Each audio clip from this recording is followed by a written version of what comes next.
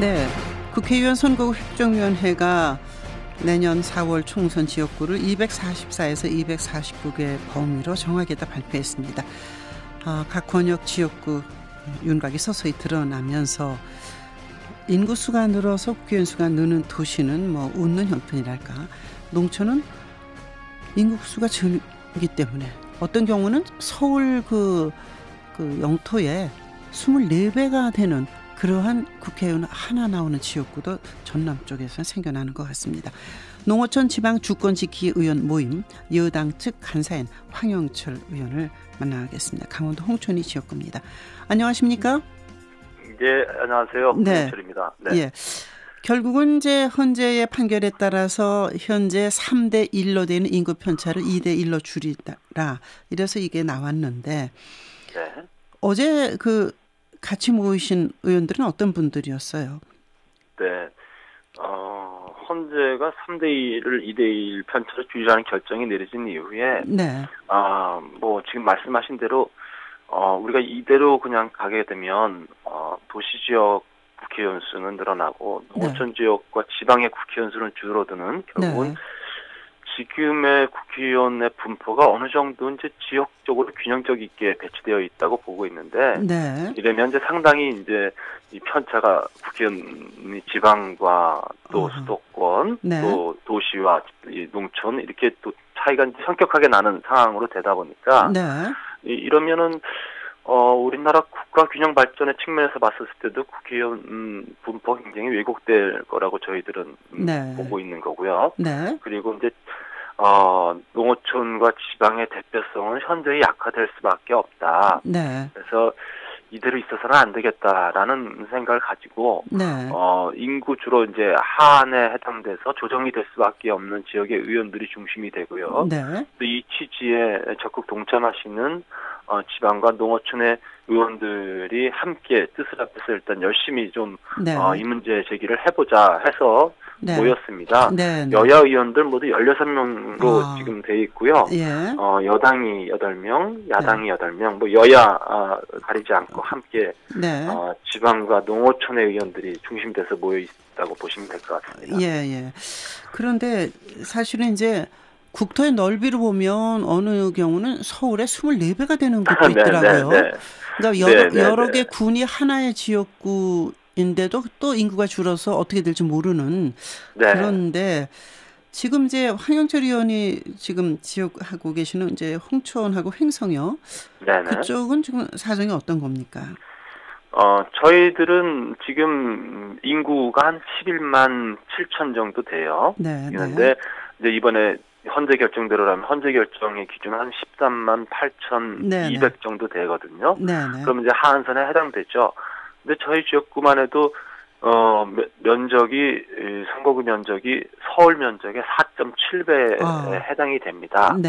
그리고 저와 함께 이제 강원도 예를 들면 제 바로 옆 지역에 한규 의원님 지역인데요. 철원, 하천, 양구, 인제로 묶여져 있어요. 4개 군으로. 근데 거기는 서울 면적의 약 7배가 넘는 이제 선거구 면적을 가지고 있죠. 근데 이 두 지역이 다 이제 인구 하한에 해당되기 때문에 선거구 조정 대상이 되고요.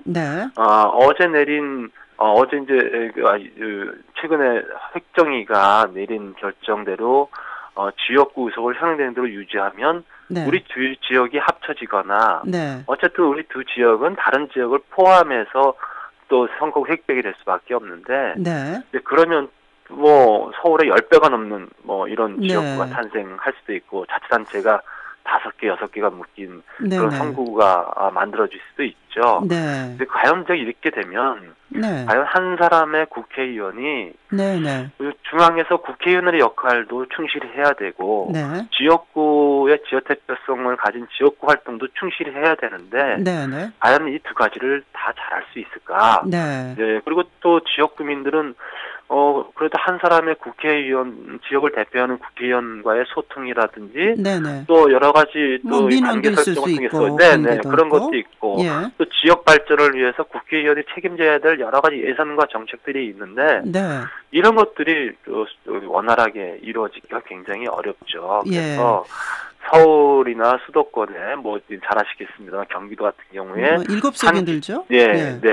한 기초자치단체에 지금 뭐 3명인데 3명이나 4명이나 되는데 또 거기가 또 늘어나야 되는 그런 상황과 저희들 같이 4개, 이 3개, 4개 복합선거구임에도 불구하고 또 다시 다른 자치단체를 묶어야 되는 것과 과연 어느 것이 합리적인가 이런 것들을 국민들에게 저희들은 물음을 던지는 거예요. 근데 당연히 국민들께서는 이렇게 농어촌과 지방이 이런 식으로 선거구 획정이 돼서는 우리들의 이 소외되고 지금 어려움에도 불구하고 더더욱 그렇게 될 수밖에 없다라는 그런 위기의식들이 있는 거죠. 그래서 이런 부분에 대해서 좀 더 당당하고 또 과감하게 싸워달라 이런 요구들을 저희들에게 하고 있는 겁니다. 청취자 여러분께서 아시겠습니다만 국회의원은 이제 지역을 대표하면서 또 국가를 대표하는 두 가지 일을 다 함께 하는데 지역이 넓으면 어떤 경우에는 인구는 적지만 다녀야 될 곳이 많기 때문에 민원도 참 다양할 텐데 그걸 다 수렴하기도 힘드시겠어요. 쉽게 얘기하면 이제 그 자치단체 우리나라는 이제 행정구역이 기초자치단체 중심으로 모든 이제 행정이 펼쳐지잖아요. 지역 주민들하고 직접 일을 하게 되고요. 모든 행정구역마다 거의 동일한 형태의 주민들의 요구가 있는 겁니다. 또 행사를 보더라도 일단 이 모든 지역마다 체육대회라든지 면단위에서 여러 가지 행사들이 있는데 국회의원들이 가능하면 그거 다 가서 주민들하고 만나야죠. 만나고 또 국민들 이야기도 듣고 이제 이렇게 하려고 애를 쓰죠.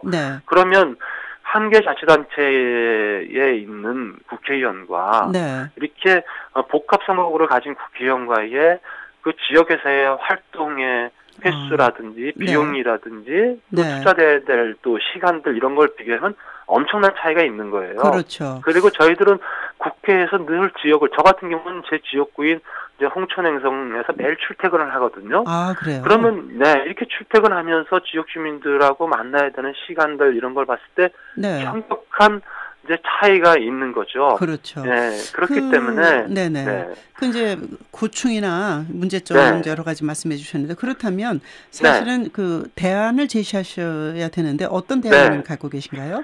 그래서 저희들이 이제 몇 가지의 대안을 법률로 제출을 했어요. 그래서 헌재가 2대1의 인구 편차를 지키라는 결정을 존중하면서도 과연 우리가 우리의 목소리를 어떻게 합리적으로 만들어서 요구할까 해서 만드나니 일단 자치단체 수를 고려한 선거구 획정을 해달라라는 것과 또 이 자치단체 수만 가지고 어려운 부분이 있으면 선거구 면적도 좀 고려해줘야 된다라는 것들을 이제 제시를 해서 법안으로 냈는데 현재까지 이제 정치개혁특별위원회가 이런 부분들을 많이 고민해주고 수용해줘야 되는데 일부 의원들의 강력한 반대로 주로 이제 도시 지역을 대표하는 의원이죠. 이런 의원들의 반대로 전혀 논의가 되지 못했고요. 이제 교착 상태에 빠져 있는 상황에서 그러다 보니까 선거구 획정위원회는 10월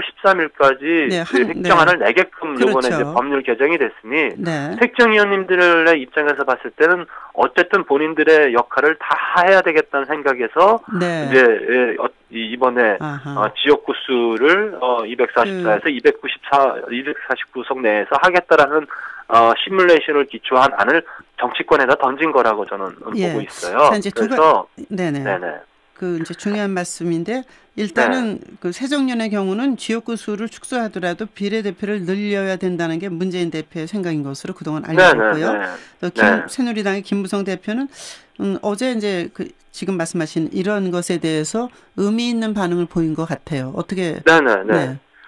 그래서 이제 결국은 이것이 이제 여야가 뜻이 맞아야 이제 어떤 개정이 될 텐데 우리 새누리당에서는 김무성 대표님을 비롯해서 대부분의 의원님들이 당연하다고 생각하세요. 그러니까 지역구 농어촌의 의석을 배려해주기 위해서라면 그래도 비례대표를 줄이는 수밖에 없지 않느냐. 국민들은 300석 이상의 국회의원들을 원하지 않으시니까. 원하지 않으니까. 그럼 현재로서는 가장 쉬운 방법이 가장 합리적인 방법이 비례대표 의석을 일부 줄이더라도 네. 지역구 의석을 보완해줘야 된다라는 건데 네. 이제 새정치연합에서 이제 문재인 대표를 비롯해서 비례대표에 대해서 굉장히 유지하려는 경향이 강해요. 네. 이것은 물론 비례대표가 우리 새누리당과 새정치연합에서 갖는 의미가 조금 차이는 있죠. 네. 그래서 주로 그 새정치연합에서는 좀 당성이 좀 강한 사람들, 네. 이런 또 각 사회 단체, 주로 진보적인 단체들을 대표하는 네. 사람들, 이런 사람들을 비례대표에 넣어야 되니까 네. 이제 그런 입장에서 반대를 하고 있는데 네. 우리 과연 국민들이 어느 쪽을 원하느냐를 곰곰이 잘 새겨 보셔야죠. 네. 국민들은 지방과 농어촌에 계신 지역 주민들은 아니 비례대표가 뭐 이렇게 중요하다고 비례대표 네. 유지하기 위해서 네. 지역구 농어촌 지방의석 줄어드는 거에 무관심하냐라는 네. 상당히 비판을 보내고 있고요. 예. 또 새정치연합에서의 이 지역구를 가지고 있는 주로 이제 지역구가 줄어드는 호남 지방의 네. 의원님들도 네. 벌써 공개적으로 성명을 내셨어요. 네. 어제 이렇게, 그러시더라고요. 네. 그리고 그분들도 아니 이 비례대표를 고집하는 게 선이 아니지 않느냐. 네. 이렇게 지역구를 어느 정도 유지시켜 줄 수 있는 방법도 새정치연합에서 적극적으로 검토해야 된다라는 네. 의견도 내시고 있어서요. 네. 어떻게 될 걸로 보세요? 저는 지금으로서는 장담할 수가 없죠. 네. 그래서 저희들은 선거구 획정위가 네. 주어진 시한 내에 선거구 획정을 하고자 하니 네네. 우리 정치권에서 빨리 이런 부분에 대한 기본적인 원칙들, 기준들은 선거구획정위원회에다 주어야만 되는 거예요. 예. 그런데 그런 것들을 아무것도 주고 있지 않으니까 네. 조속한 시일 내에 저희들의 요구를 담은 그런 기준안을 여야가 합의해 주길 좀 바란다. 네. 이렇게 어저께 성명을 발표한 겁니다. 예. 결국 이제 300명을 넘지 않는 선에서 지역구를 늘리느냐 비례대표를 줄이느냐 여기에 해답이 있다 이런 말씀이신데 재미있는 건 김무성 새누리당 대표 정의화 국회의장 그리고 유기준 해수부 장관 세 분도 인접한 지역이 통합되는 대상이라는 거. 네, 재미있는 그렇습니다. 지역들이 많이 있더라고요.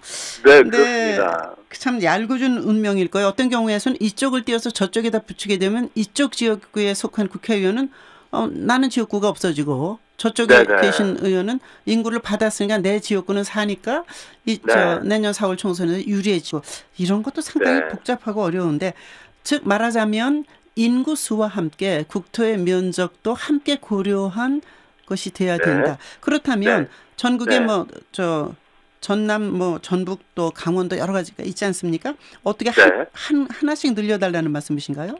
그래서 일단 어떤 방법을 요구해야 저희들이 지역구 의석을 이제 나름대로 지방과 농어촌을 배려할 수 있을까에 대해서 저희들이 모여서 많이 얘기를 나눴는데요. 인구 기준을 적용해서는 도저히 답이 안 나오는 거예요. 그렇기 때문에 이제 지방에 선거구를 획정하다 보면 선거구 획정인들 잘 아시겠지만 이제 5개 이상의 선거구라든지 또 광활한 선거구 면적을 가진 선거구가 탄생할 수밖에 없고 그리고 또 어떤 지역은 획정하는 데 있어서 인구 기준을 맞추다 보면 오히려 그것이 더 아주 이상한 괴물적인 그런 선거구가 형성이 될 수밖에 없는.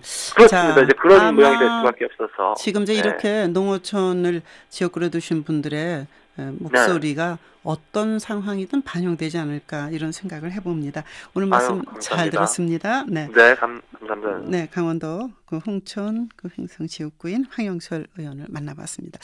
고려할 때 정말 고려해야 될 일들이 참 많은 것 같습니다. 네, 5100번님이 문자를 주셨는데 너무 제 칭찬을 많이 하셔서 읽기가 좀 힘듭니다. 하여튼 앞으로 열심히 해서 여러분 마음에 담기는 여러분 생활을 반영하는 세상을 여는 프로가 되도록 하겠습니다. 세상을 연다 박찬수입니다. 내일 아침 7시입니다.